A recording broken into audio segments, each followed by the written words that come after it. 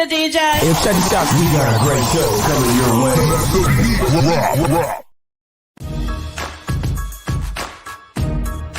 From the ECSI Sports Studios, it's the Midday Market Report with Jeff Dawson.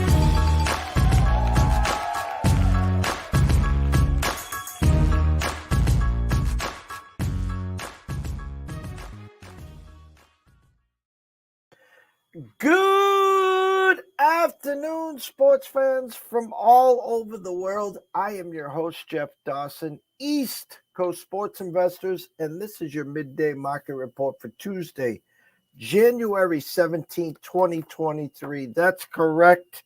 2 weeks till January is complete. 2 weeks till Massachusetts launches. A long, long time we've waited. And that's a good segue and lead into my guest today. Good longtime friend. You go back to our timelines and our profiles on Twitter.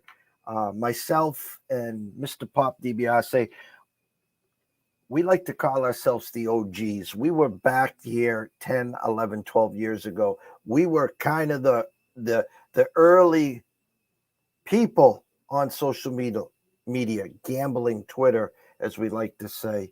And we started talking back and forth. We started talking ideas. We would go over games. And then 2015, we launched ECSI, East Coast Sports Investors, and the start of our 8th year as we speak. But myself and Pops, I mean, whether it's in Vegas during the football season, March Madness, during the summer, as he's going to get ready for a fight night in downtown Vegas, or whether it's in New York City, where we were there live when Andy Ruiz shocked the world. Myself and Pops have been doing the NFL Bet Exchange now for 3 full seasons. We were a part of the Friday night, and I smile when I say it. We were talking the MAAC, the Manhattans, the Ionas, the Ivy League back in the day before everyone else decided to jump on board and do all their social media stuff. And I told Pops for a while now, it's coming. Well, it's here now. So I am proud to announce the debut on our platform. I've always been his co-host. Now we're flipping the switch here. The one and only Mr. Pop Dibiase. What's up, world? What's going on? Glad to be here with Mr. Jeff Dawson, the Don of Cape Cod. I know I donned him that when we used to do the good old Capcast and all that good stuff. So I started back in 2015 when nobody was doing podcasts on sports betting and things like that. It's like 5 of us. So, now everybody's doing one. So you know how it goes, But those DM groups with me, you, Craig Media, David Hess, and just throwing the plays up in the DM and watching them talking about them. And nowadays, it is absolutely crazy. For people that don't know who you are, Pops, in this regards, I truly respect all your work, your crafts. You're in LA. You and I talk about East meets West. We talk about Larry versus Magic, the good old days, whether you're talking boxing, Santa Anita, talking Dodgers, Lakers, Raiders, whoever it is, you're spot on. So we're glad to have you here. It's kind of the intro today. Trying to get everyone caught up to exactly what you do, where you are in these lanes. And so for the newcomers here, give them a little bio, a little resume for all the good stuff that you do, Pops. Well, I do run Prime Wave Media. We started that, but I started off with a group kind of similar to Jeff's name with the Primetime Sports Investors. I started that about a year after Jeff started ECSI, and I remember us being on Capped In and all that good stuff. And if you guys remember Capped In, that's a spot where I did a lot where, where I got dubbed the CBB guru, stuff like that.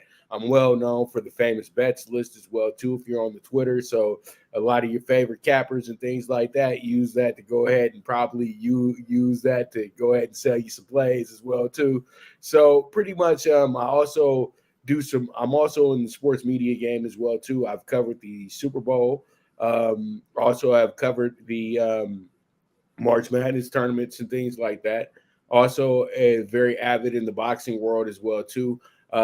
Being in the marketing portion of boxing as well, but also doing media, working with the famed Ring magazine on a lot of projects. Also with Fanatics View, who I do a lot of just not boxing with, but I do a lot of my other sports interviews with. So if you guys ever want to see my interviews with guys like Warren Moon, Marshall Faulk, Deontay Wilder, just to name a few, you guys can go to Fanatics View, or you guys can go to the Prime Wave Media channel, and you guys can go see all that stuff as well too.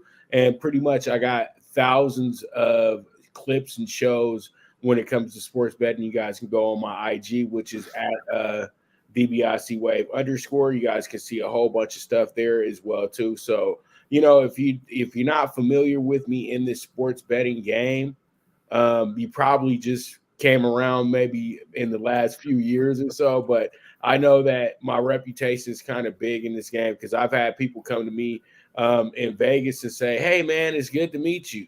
And it's just like, I never even heard it. I never even knew you knew who I was. So pretty much, I don't mean to toot my own horn, but I just feel like when it comes to the sports betting thing, I'm kind of a lifer, man. I've been doing it pretty much my whole, literally almost my whole existence. My late father, who passed away in October of 2022, was a big influence on that for me as well, too. Going to the races at Santa Anita and stuff like that. Actually, John Valpredo, great trainer, was my neighbor for a little bit of time as well too. So there's a lot of things that I am very keen to in the sports betting world, and I've been doing this since I was literally a child. So pretty much I truly am into this for the love of the game. I'm not worried about becoming a billionaire off of it or anything like that.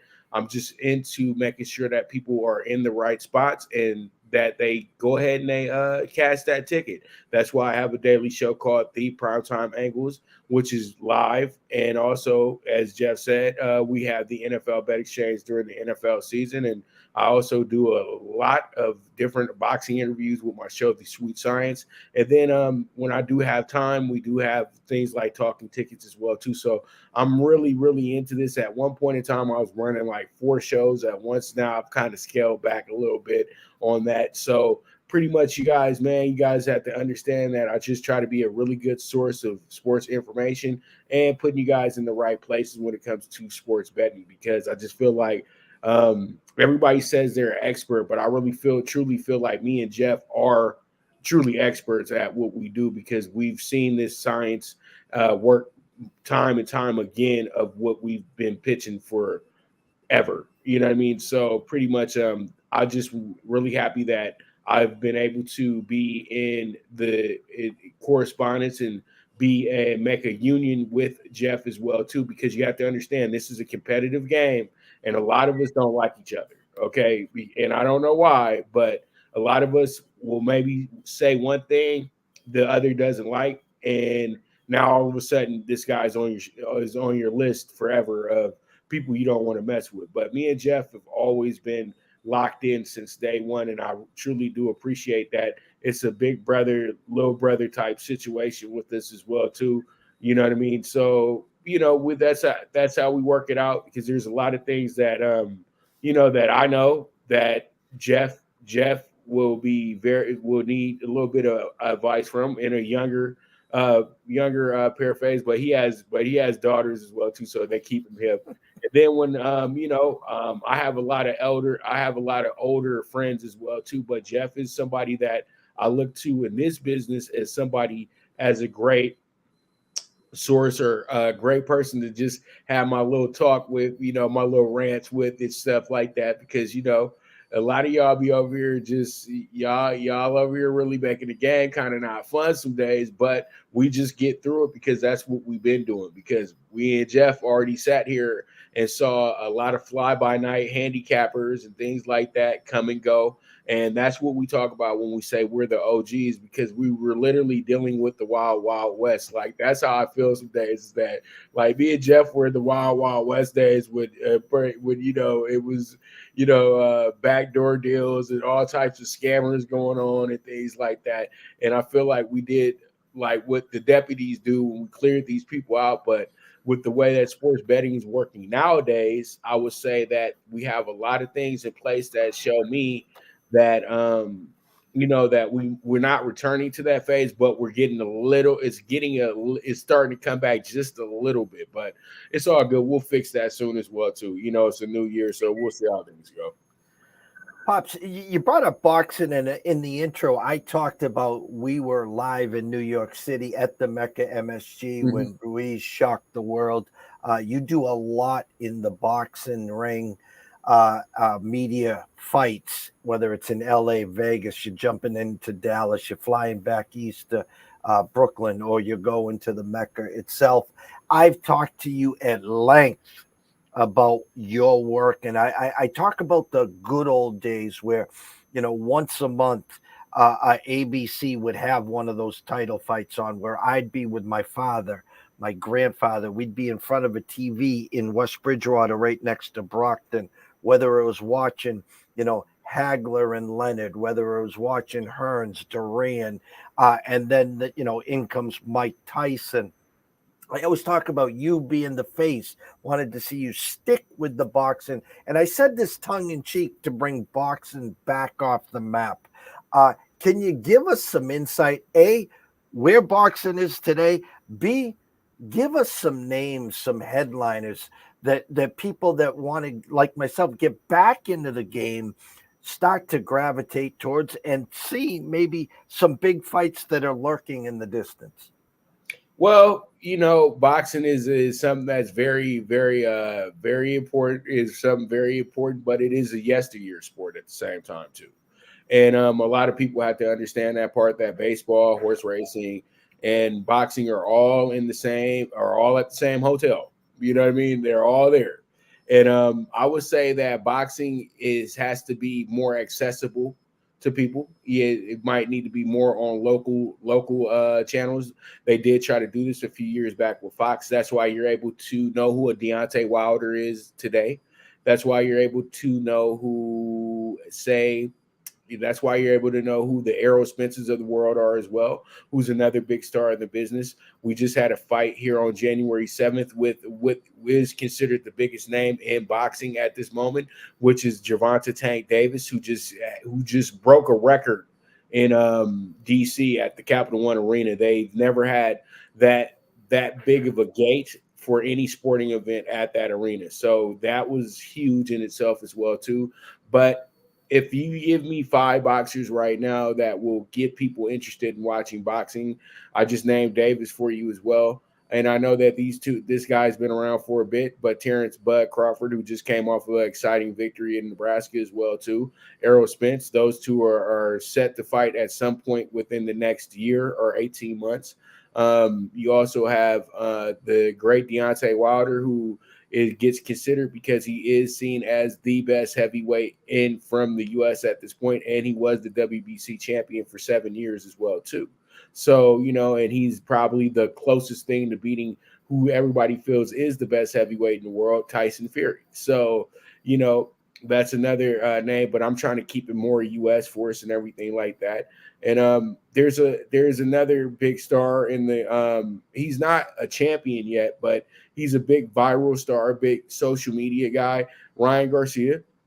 And I bring up Ryan because Ryan and Tank are in the process of supposedly fighting on April 15th. And this is supposed to be one of these big fights that should have boxing fans in a tizzy, because at this point in time, boxing's not getting the fights that they're demanding. They're not getting the fights that they want to get. We had Triple G fight Canelo back in September, but that wasn't that big of a deal because it was about 4 or 5 years after the fact of their last fight You know what I mean? And their last fight was considered a close fight. And their first fight was a lot of people. I know I was on the other side of it. I thought Canelo won the first fight, but there's a lot of people that felt Triple G won the first fight. You know what I mean? But everybody, and that's what the funniest thing about boxing is a game of opinions. So there'll be a guy that will say a guy lost every single round of a fight. And then you look at him and say, what fight was you watching? And then you say to yourself that maybe he might have won half of them. There's been cards where I had that people were just so upset with, because I score fights as well too, and so pretty much it's my opinion, not yours, and people look at things in a different sense, in a different sense. So, being in the boxing world, it's a very, very, it's a world that actually needs a lot of changing. You know what I mean? And it's not going to change anytime soon. A lot of things that they are still dealing with are like prehistoric compared to how the world works today. And I think that boxing needs to kind of get more of a WWE type promotional tool going, where they do have a lot of guys on social media going back and forth and stuff like that, but they need to figure out a way to get the fans a little bit more involved, and that means the best fighting the best. And that's where we're running into a big problem in boxing, is that the best don't fight the best, because there's always excuse about who the promoter is and who I don't want to fight this guy because I don't want to deal with this guy. It's just a lot of shady characters around boxing, and once these shady characters alleviate themselves, I'm talking about a lot of the old guard, I think boxing will be back in a better place. But there's just a lot of things that boxing excites the masses still, but they just got to figure out what audiences that they have, that they can sell this to in a very successful way. You know what I mean? So, because like you said, Jeff, you had the local television, you had ABC Saturday. This was an event that they had put together. The thrill of victory, the agony of defeat, all that stuff was something that gets you very excited. I remember watching these as well too, and this is how you got to know a lot of these boxers, especially these American boxers. But with it being such an international game now, the best boxers aren't coming from America anymore.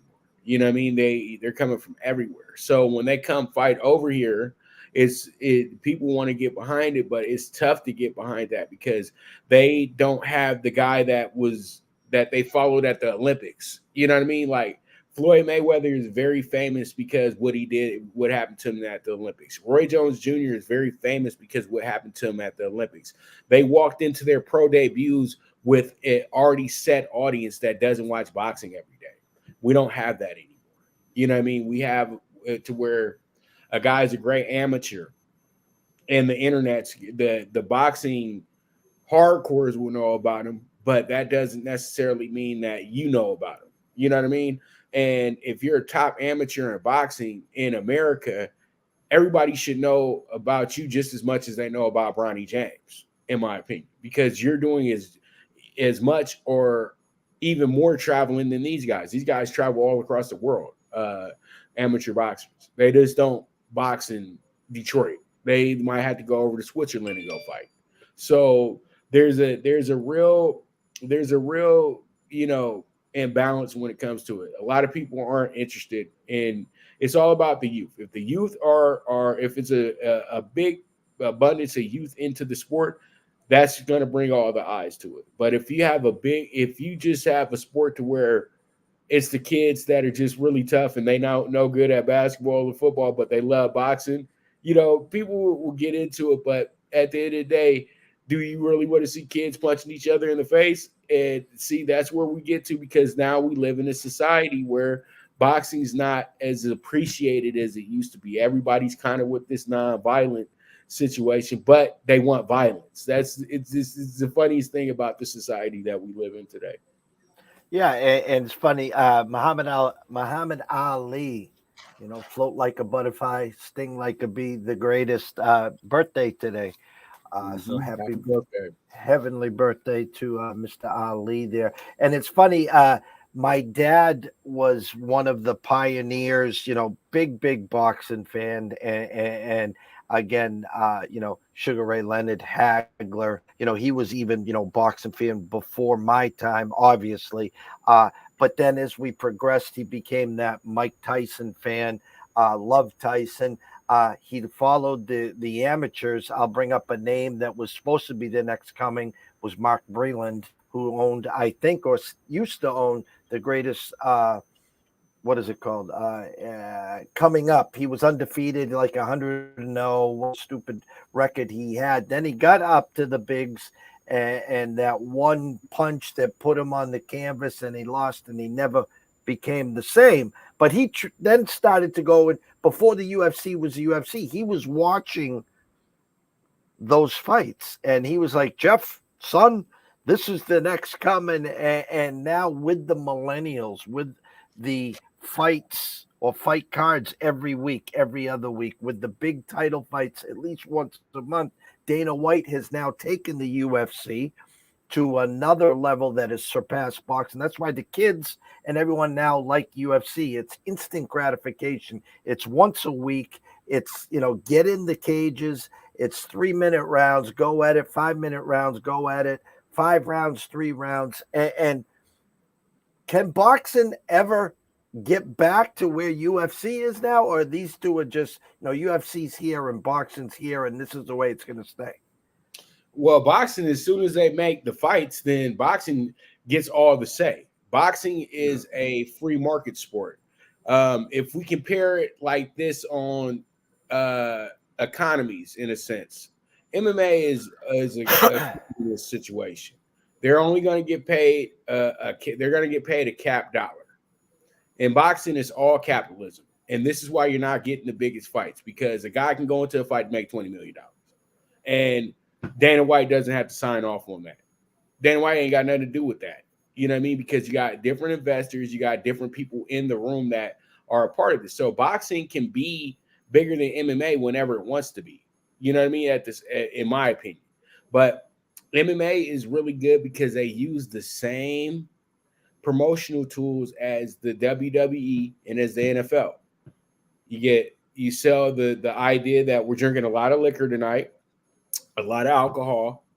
It's a frat boy type situation where we, brouhaha, machismo, man, and all that stuff. And so it kind of sells. It's an ego sell, in my opinion. You know what I mean? It's a good group activity. Boxing, in a sense, I will always say boxing is going to forever be king in combat sports, because it's still the only sport where you're going to really have a detailed, organized fight party, where you will have people come over and everybody's betting on the fight. What round will the fight be over with? You'll have 40 people show up at your house for a boxing match if it's a big fight. You know what I mean? MMA, I can't say the same thing about that. I just can't. I know MMA has a lot of it's really exciting, but like you said, it's fast, it's quick, it gets out the way fast. But what they do to really sell it, because if they didn't have to fight the best fighting the best, they'd be out of business. That's the only way MMA can even move. And that's why they say, well, why don't they do this in boxing? Because if the money doesn't make sense, they're not stepping in the ring. It's that simple. A guy at MMA is going to be like, well, I want to prove myself, so I'm going to jump in that ring for the lowest amount of dollars. So if I knock the guy out, I'll get the bonus at the end of the night, and then maybe Dana will pay me an extra $5,000 the next time I fight. But when you're complaining about the money every week, and like they do in MMA, that's a problem, because eventually the talent level is going to go down, because if people keep hearing they're not getting paid, then some competitor is going to come out the blue and take the same economics of boxing. Let's use Francis Ngannou as a great example. Now, say if I had my own MMA promotion and I saw Francis was jumping out, and I know I got a $1 billion investor behind me, I'm calling Francis immediately to be the face of my MMA situation. How much money do you want?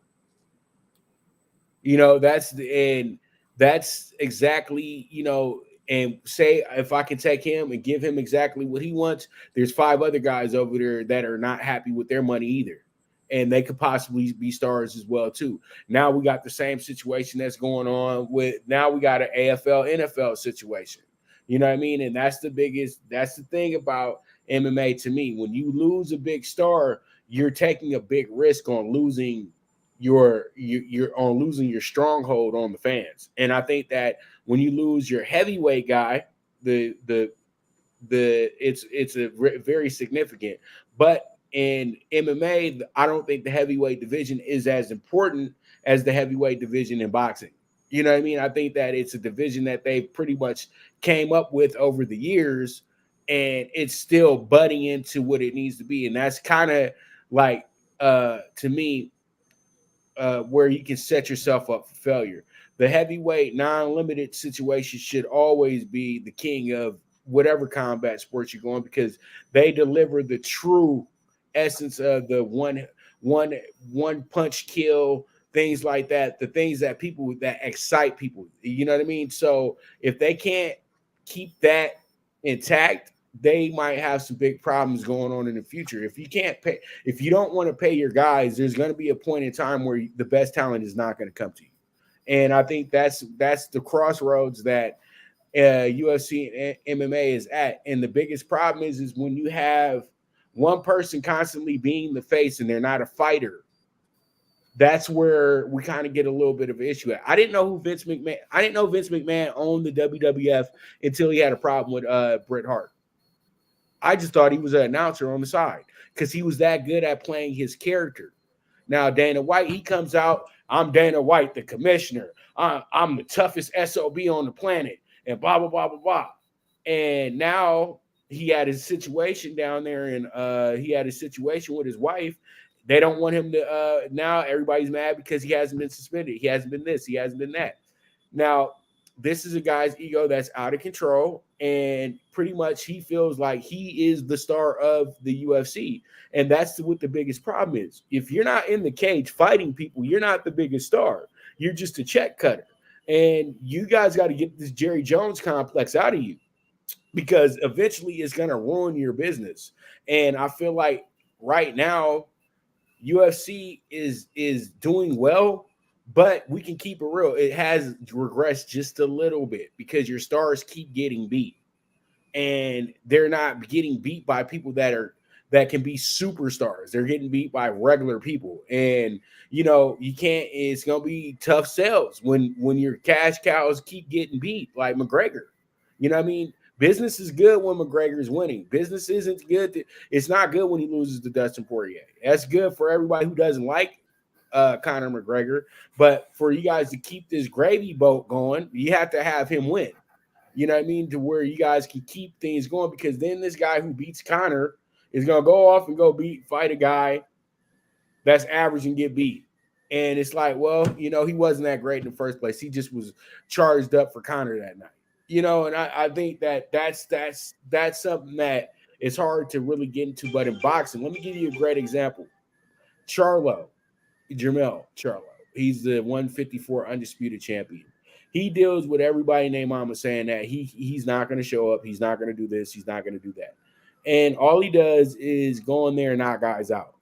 And I said that when you knock guys out and you get the job done and they still mad about it, that goes to show you that he still has people watching what he's doing, but he keeps the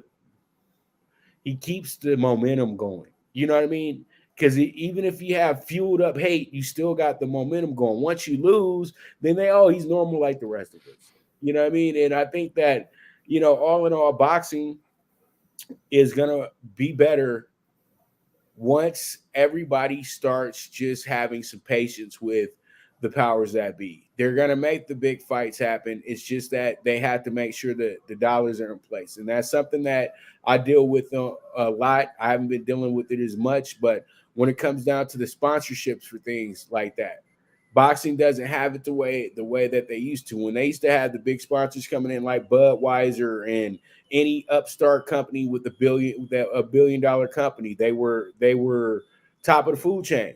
Just go look at any fights from the 2000s, and literally everybody who's important was putting their ads on fights, on every big fight that there was. That means that they have some money invested in that fight as well too. And since you don't have big advertisers coming in the room anymore, You can't make these fights happen the way that they used to because you don't have the proper investors. You know what I mean? And there's just a lot of things that go into the business of boxing that hold up boxing. But talking about what's going on in the ring, I would say this: the biggest problem with boxing today is that there is no heavyweight of significance, in my opinion. Meaning, there is no U.S. heavyweight. There is Deontay Wilder, who was a champion for a long time, but Deontay Wilder is not seen as like a Joe Louis. He's not seen as a Muhammad Ali. He's not seen as a Larry Holmes. Damn, he's not even seen as a Michael Moore to some people. You know what I mean? But he talks a good game. He speaks. He knows how to sell the fight, and he knocks people out. So that's why people are tuned into Deontay Wilder.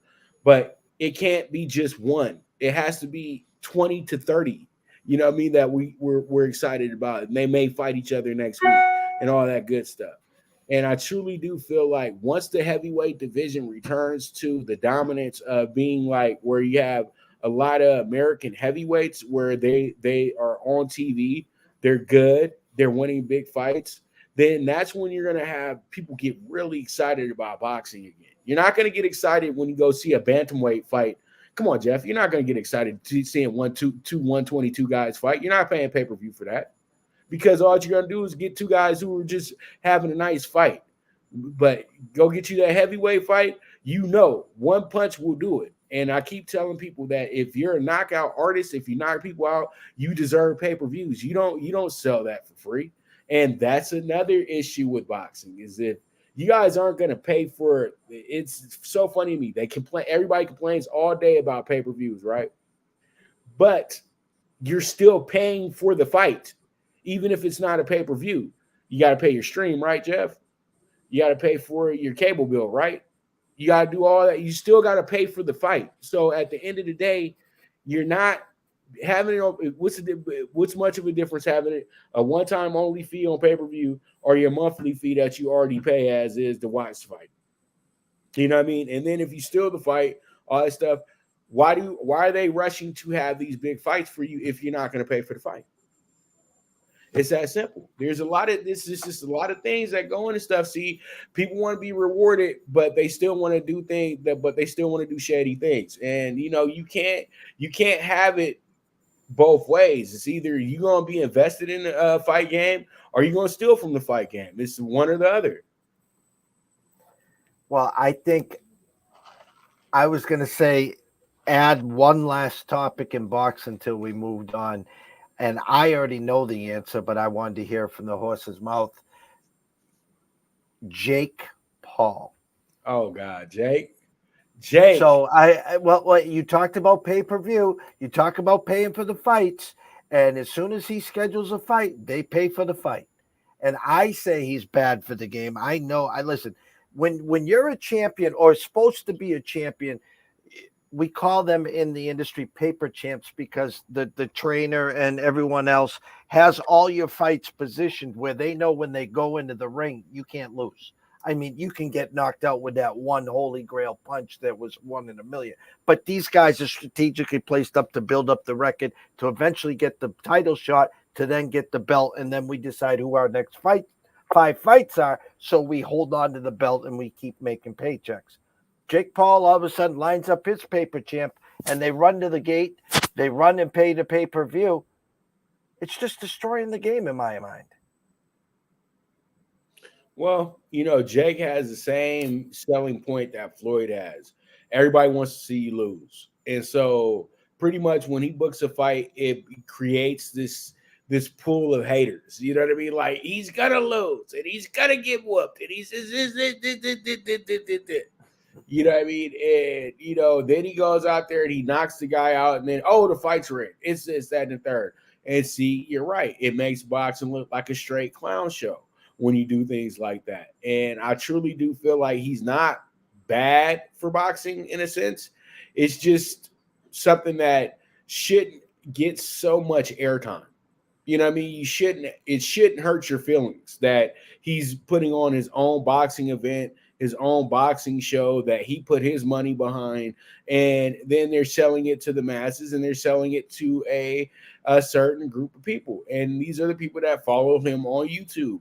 And literally, KSI just had a fight this weekend. His event was bigger than anything that went on in boxing. The Top Rank had a heavyweight headline card on ESPN of all things, and still got outdid by a Misfits event.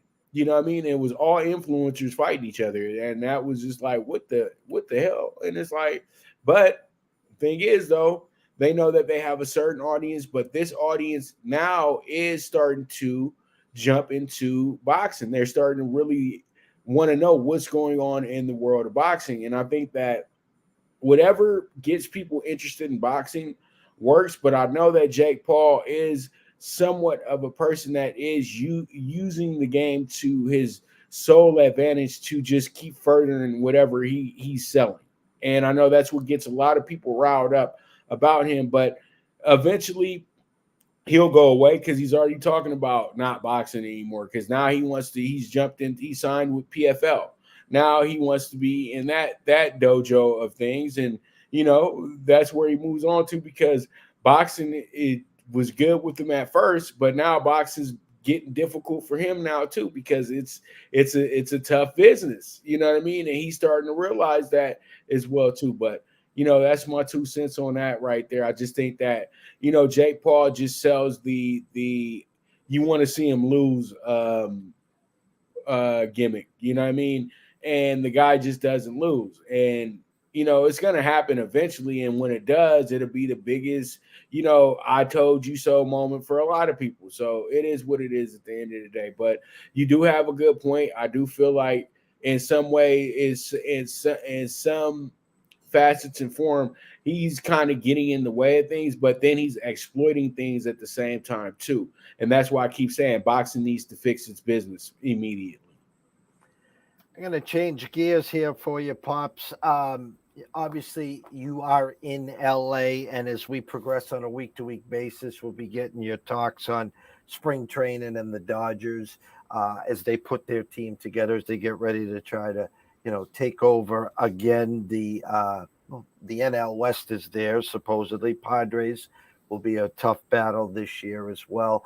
And the Raiders, we always talk about the Raiders. I told everyone that wanted to listen, the 617 and Josh McDaniels heading out to the 702 in Vegas. It will be a tough first year. Everyone applauded the move. And what did he eventually do? He's got Derek Carr heading, looking for a job elsewhere, which he'll be starting somewhere else. It just won't be in Vegas. But I want to get your talks and your feel and the temperature on LeBron. LeBron and the Lakers, I know dear to your heart, the Lakers. The Wild Wild West, Jokic in Denver putting a nice season together. Morant and Memphis. Phoenix still banged up. Luka having a great individual year. Give us the pulse of LeBron, the Lakers, and your thoughts as we're getting closer to the All-Star break. And I don't want to say playoffs yet, but we got a ways to go there. But more how you feel, how the Lakers are doing. Well, they came off of a good win last night. It was a terrible defensive effort last night, but it was a great win last night. LeBron had 48 points, which was beautiful because LeBron was in the zone last night. I saw the whole game. Once the football game was somewhat over, I was switching it back and forth. But I just truly do think that the Lakers 2-10 start was everything that they needed to start the year off, because they really needed to understand that the NBA is a hard place and you can't rely on 2 or 3 guys to get it done for you on a nightly basis. But I truly do think that the Lakers were struggling because guys like Dennis Schroeder and guys like Thomas Bryant weren't in the lineup at that point in time. They were actually hurt at that time. And now it's proved significant how good those two truly are. And Kendrick Nunn has been a very good added piece. And Waylon Gabriel has played some really, really good basketball as well, too. I just truly feel that a team that starts off 2-10, now they've since that point, they've went 18-14. But when you look at the NBA is a log jam in itself. period, point blank. From 1 to 13, it's not that big of a difference right now. The Lakers are really only about 7 games out of the first place spot, and they're only 4.5 games out of winning the Pacific Division as well, too. So, and the team on top is the Sacramento Kings, who are eventually going to have a losing streak at some point this season, And the Lakers have, believe it or not, the Lakers had won 6 in a row had won 6 in a row until they lost the other night.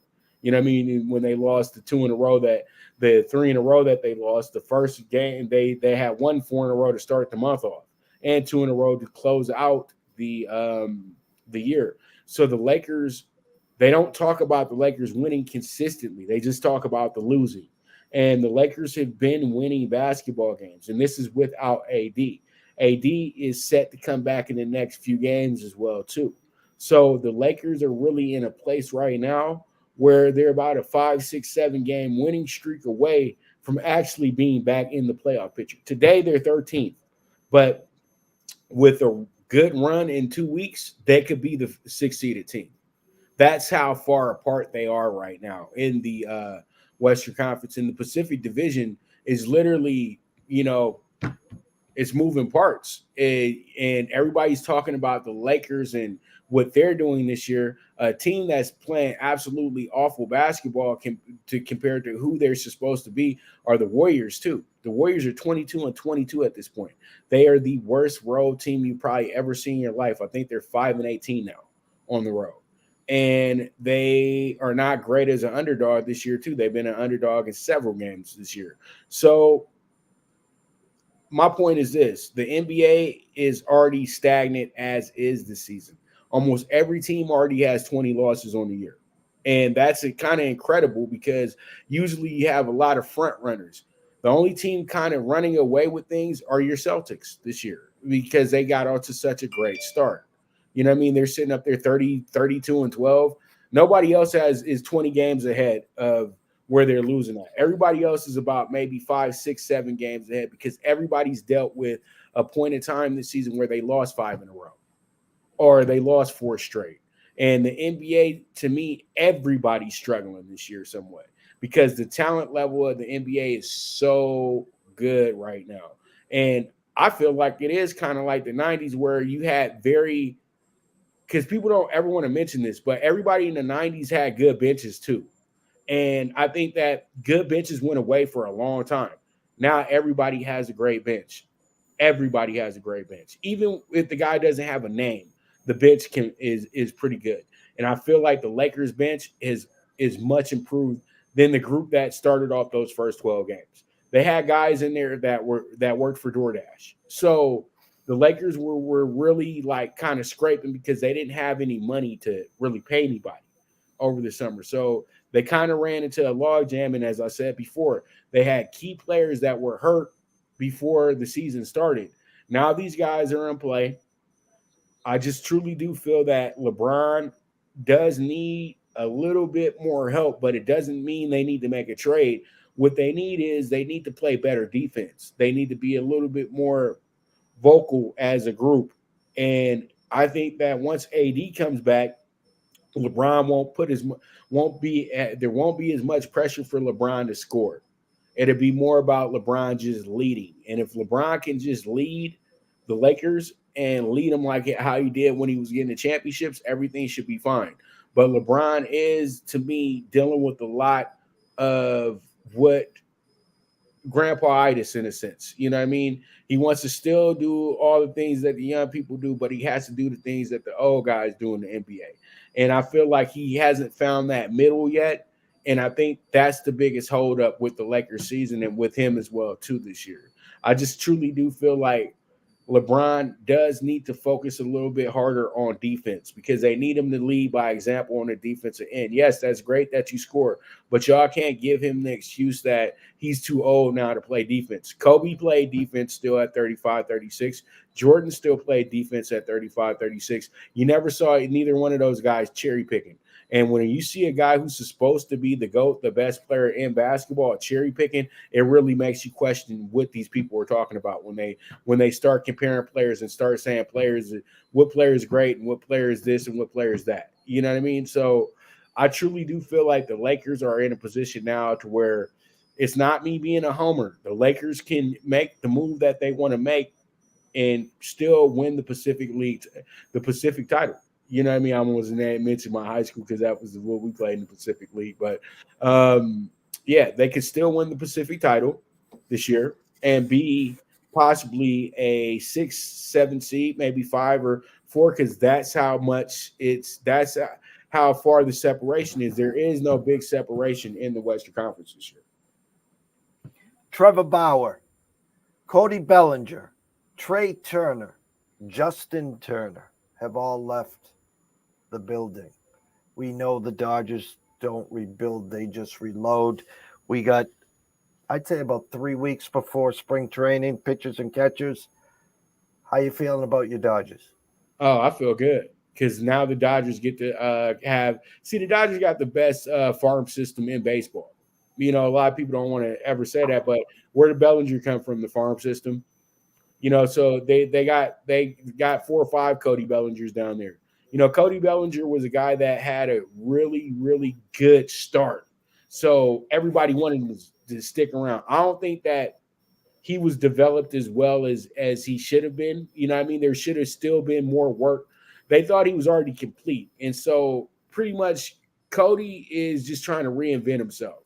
So he couldn't do it in LA because it's just the impatience of all this top talent sitting down in the minors. You can't hold him back. And then you didn't want to pay him. And he has Scott Boras as an agent.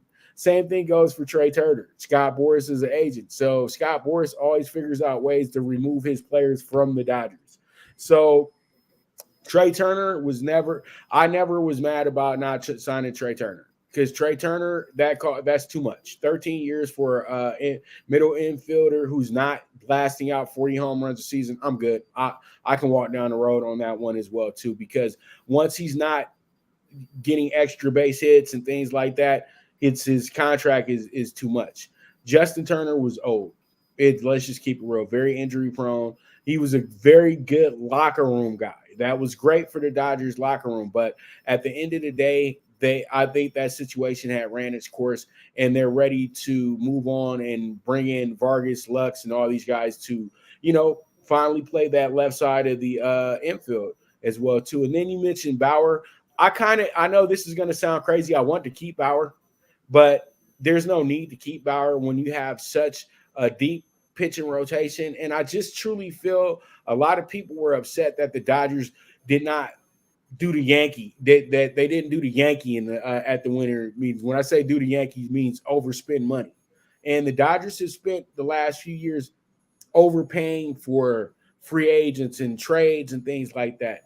They have a very good team as is, and it showed last year. They had a surplus of talented players every time their best players went out. They could just fill the role easily. So there's no point in jumping in there and overpaying Xander Bogaerts and things like that. So there was no point in doing that. You know what I mean? The Dodgers, I feel, did the correct thing because they're a team that, and you know this, Jeff, the Dodgers have never been a team goes and be splashy with free agents. They always try to grow within. And I feel like the Dodgers have to show everybody that they went back to basics this year, to where we're growing within our team this year. We're not worried about overspending. We've already spent a lot of money on Freddie Freeman, on Mookie Betts. We're not doing that right now. You know what I mean? They brought back a good leader in Kurt. They brought back a good locker room guy, a leader in Kershaw. That was needed. They brought in Syndergaard, who's a guy who's going to be much better now coming off that surgery. You know, the Mets were awful his final season. Then he goes to the Angels. They're awful too. And then he goes to the Phillies. They go to the World Series. So now he goes to the Dodgers. He can reinvent himself in LA. And then they got JD Martinez, power hitter. That's exactly what the Dodgers needed, another consistent power hitter that fills the void of losing Justin Turner. So the Dodgers are in good shape, in my opinion. 7 o'clock tonight, rotation number 631, 632. The Kansas Jayhawks traveled to Kansas State. Nice little rivalry there. I had an opening number of 1.5 with a 148. I'll go over to our friends at 147.5. We talked before we started today about how good and how deep the Big 12 is. as we wrap up today's debut and your first show, obviously, of many, many to come with us here. Give us your breakdown, your thoughts, not just on this game, maybe a lean, a ticket or two, but the Big 12 itself and your thoughts of the defending champs, Kansas Jayhawks. Well, we talked about it before we got on the air today, and this is I know it's going to be bold, but I feel like Kansas is the best team in the nation. The Big 12 is the best conference in the nation. So this is literally like a tournament game tonight for Kansas and Kansas State. This is a big rivalry game between interstate rivals as well. And I truly do feel that Kansas is playing on a level right now that a lot of teams aren't on. And I just feel because they're very confident on what they did last season. They didn't lose that many guys off that championship team either from last season. And I just truly do feel like they are so ready for these type of games. And I think that Kansas State will probably be the sexy doggy pick tonight, even though they're a short dog. But I still think Kansas will figure out a way to win this game by 5 or more tonight. I just feel like that's going to occur. But the game of the night in the Big 12 is going to be between Texas and Iowa State. That's number 7 versus number 12 tonight. And I truly do feel like Texas, you're a really, really good team. You're a really, really good team. But firing the coach in the middle of the season is going to catch up with them eventually. And I think tonight is one of those nights where they're going to run into some trouble because Iowa State possibly is the second best team in the Big 12 because I'm going off of what they did in the non-conference. They beat good teams in the non-conference, North Carolina being one of them. So, that team, so all in all, that to me is is the game of the night in the Big 12. But the team that we all are looking at is going to be Kansas because Kansas they are lights out, really good to me. And then that Baylor is kind of fallen by the wayside, but Baylor's still a dangerous team, in my opinion. They're still very dangerous. And all these teams, they have 8 teams right now that could possibly be around for the Sweet 16, and 4 of them could possibly be around for the Elite 8 as well too. That's how good the Big 12 is this season. Their worst team will be running the AAC. Like literally the best team in the AAC, not named Houston. But Big 12 is a hell of a conference, and I think that a lot of people need to be paying attention on Tuesdays and Wednesdays with these ESPN games because that's exactly where the top teams, in my opinion, in March's tournament are at right now. Yeah, you talked about 9 o'clock tonight, rotation number 659, 660. Baylor does travel to Texas Tech. I had an overnight number of Texas Tech 1.5 with a 147. Now 2 with a 144 there. There's definitely some great games tonight in the Big 12, as you stated. And where was my numbers there?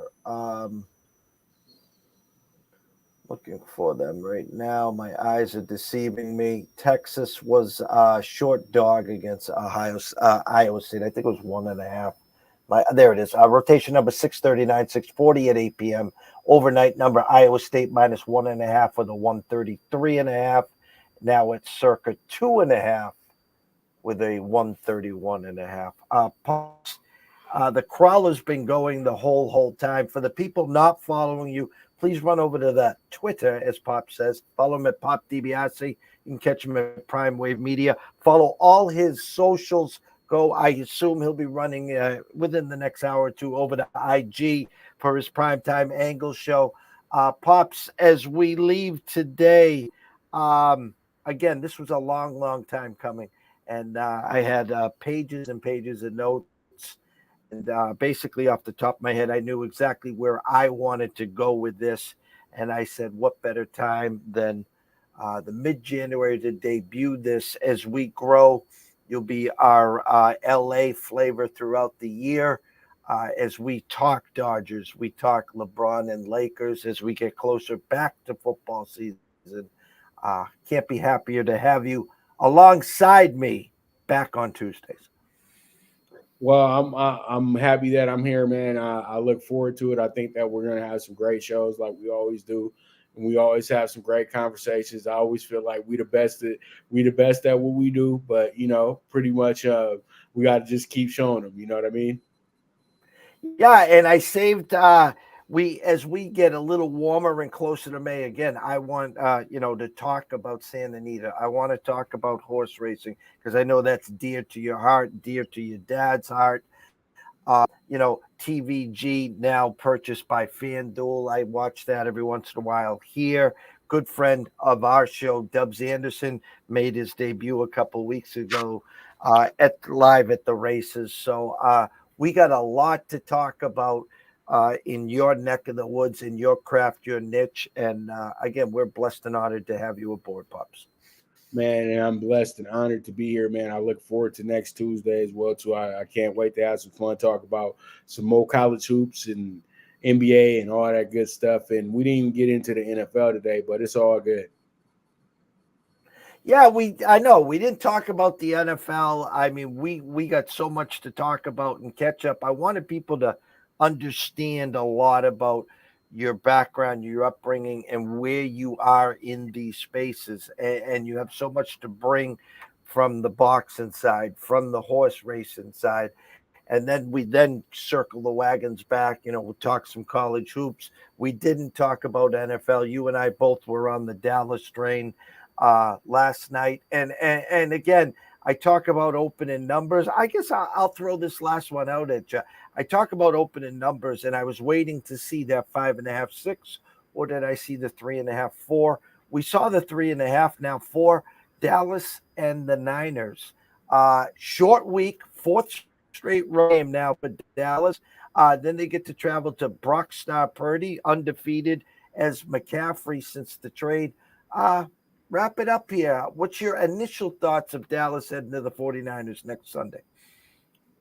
Well, after what they did to Tom last night, you know, I'm telling you now, I can already see Cowboy fans excited, very excited, thinking that it's 1996 all over again because the way that they won that game the other night, they looked really good, and I can't believe the last time I was literally saw every single play of the last time the Cowboys won a home road playoff game at the stick, and it was the NFC Championship game as well too. So that's remarkable because it was actually happened on this day to be exact. That's what's the nuttiest part about that situation is, in my opinion.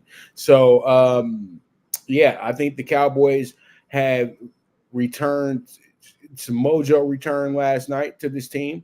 And I think a lot of people are going to be fairly surprised what happens next Sunday because this is no walk in the park for San Francisco. Now it's a challenge because I truly do feel in this 11-game run, who has San Francisco truly played at the same time too, other than a team in Miami who was struggling at that time, and then they got to play against their weak division as well too. You know what I mean? They beat up on the only close game that they had was against Seattle, and that was because it was a Thursday night game. Rest of those games they played against teams that they were absolutely supposed to destroy. It doesn't matter what anybody says, and then when you look at who they actually played when it was the big games, they got crushed, and that was the Chiefs. And so when you look at offenses and you compare offenses, you see the same type of offense in Dallas that you see in Kansas City. San Francisco's in trouble. So I can say, I'm not saying that they lose the game, but I will say that they are in trouble. Everyone, thank you for watching and listening. To all the new followers, you can follow me at EC Sports Invest. You can obviously follow Pops at Pop Dibiase. We thank everyone. Go follow Pops at Prime Wave Media as well. So with that, myself and Pops will be back in 7 days. His time slot for now will be technically Tuesday, 1:30, whenever we get this show started. Potentially down the road, we could be talking hoops again like we used to in old days on Fridays, talking some Ivy League, some MAC, and all those good little schools that no one knows about. But until then, from myself, Jeff Dawson at EC Sports Invest, from the one, the only, Mr. Pop Dibiase at Pop Dibiase, we wish everyone a blessed afternoon and evening. At 3:30, I'm staying in LA. Ron be coming in, talking some NFL, break down what happened on Super Wildcard Weekend and we'll discuss the 4 games ahead of us this weekend. Till then, we will see you soon. As Pops likes to say, toodles.